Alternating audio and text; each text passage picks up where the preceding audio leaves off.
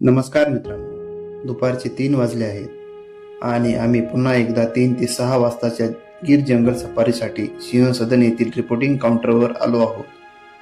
आवश्यक प्रक्रिया पूर्ण करून यावेळेस आम्हाला रूट नंबर 5 मिळाला आहे. संध्याकाळची ही सफर आज काय दाखवेल हे आता पाहणं महत्त्वाचं ठरणार आहे. सकाळच्या 9:30 ते 12:30च्या सफारीत जंगलात आम्हाला दोनदा सिंहाचं दर्शन झालं होतं. रस्त्याच्या मध्यभागी बसलेले सिंह आणि पिल्लासह दिसलेले सिंह कुटुंब तो क्षण अजूनही मनात ताजा आहे. गीरमध्ये प्लॅस्टिक पाण्याच्या बाटल्या नेण्यास सक्त मनाई आहे, म्हणून काउंटरवरून पाणी घेतलं.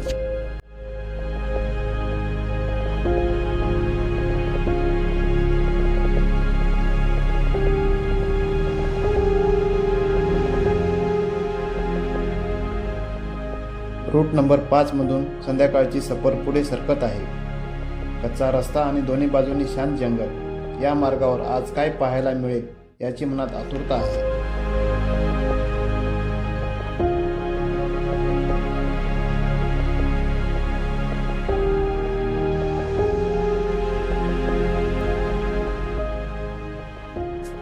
आणि पुढे जाताना गिरच्या जंगलातून जाणारा रेल्वे ट्रॅक दिसतो. हा ट्रॅक जुनागड ते येरावल जोडतो. निसर्गाच्या सानिध्यातून जाणारा हा लोहमार्ग गिरच्या सफारीत एक वेगळाच अनुभव देतो.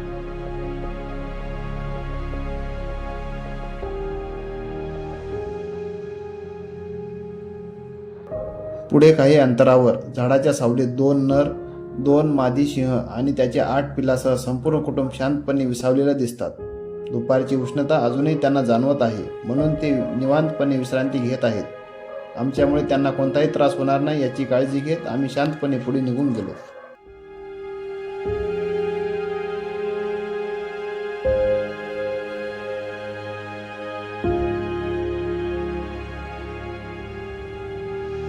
पुढे काही अंतरावर जमिनीवर गिधाडांचा एक समूह दिसतो. शांतपणे एका ठिकाणी जमलेले गिधाड आजूबाजूच्या परिसरावर लक्ष ठेवून आहे. जंगलाच्या परिसंस्थेत गिधाडांची भूमिका तितकीच महत्त्वाची आहे.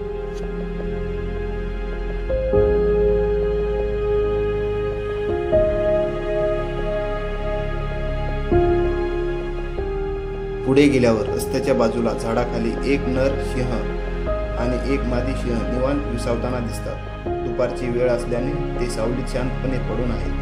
काही क्षणानंतर नर सिंह उठतो आणि दोघे प्रजनन प्रक्रियेत गुंतलेले दिसतात. वन्यजीवनातील हा एक नैसर्गिक भाग आहे, जो प्रजातीच्या सातत्यासाठी महत्त्वाचा असतो.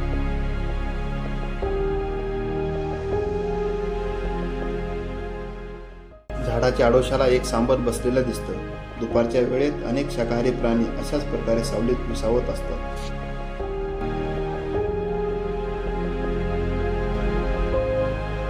हळूहळू सूर्य मावळतीकडे झुकतो आहे आणि गीरचं जंगल पुन्हा एकदा शांत होत चाललं आहे. आमच्या या 3 ते 6च्या सफारीत आम्हाला जंगलाचं वेगळंच रूप पाहायला मिळालं. झाडाखाली विसावलेलं सिंह कुटुंब, गिधाडांचा समूह आणि निसर्गाचं सतत चालणारं चक्र. गीरची ही संध्याकाळ मनात एक खास आठवण ठेवून जाते. व्हिडिओ आवडला असेल तर लाईक करा, कमेंट करा आणि आमच्या YouTube चॅनलला सबस्क्राईब करा.